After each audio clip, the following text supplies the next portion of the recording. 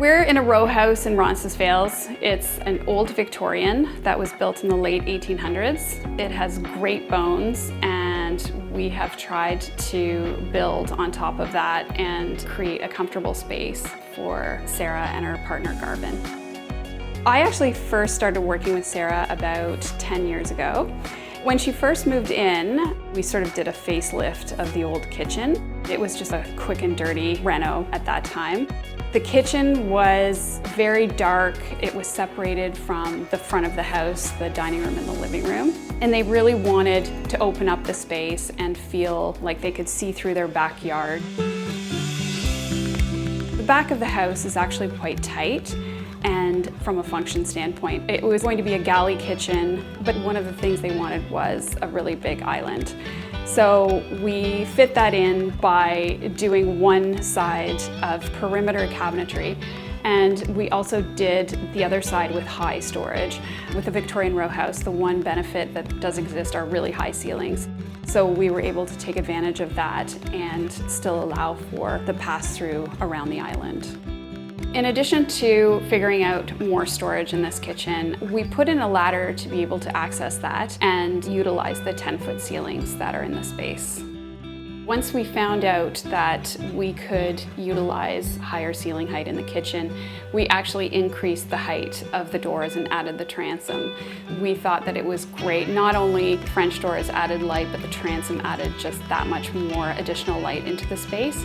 And we really liked the fact that the black framed the doors and added that contrast into the backyard. One of Sarah's pastimes is cooking, so she really wanted a tricked out kitchen as far as appliances and finishes. We wanted to keep it light. The countertop is porcelain. We picked one that looked similar to marble, and from the naked eye, it basically does look like marble. We kind of mixed metals. We went with gold and darkened bronze matte black. We like doing this. It kind of adds some interest, and I feel like the gold actually dresses it up a little bit. For the door style, we picked something that was a cross between traditional and modern. We slimmed up a shaker detail to be a smaller profile, which we thought gave it a little bit more of a modern feel. Instead of doing a cabinetry detail around the hood, we went with a metal frame around it, which we thought, again, it would sort of blend with the modern and traditional kind of feel that we were going for.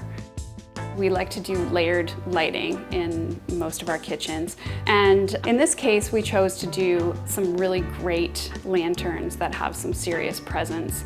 And the reason why we actually chose the gold finish is because it actually had a contrast up against the black French doors that lead into the backyard. Throughout the years, Sarah and I have become quite close. We started with her initial project 10 years ago, and we've become great friends.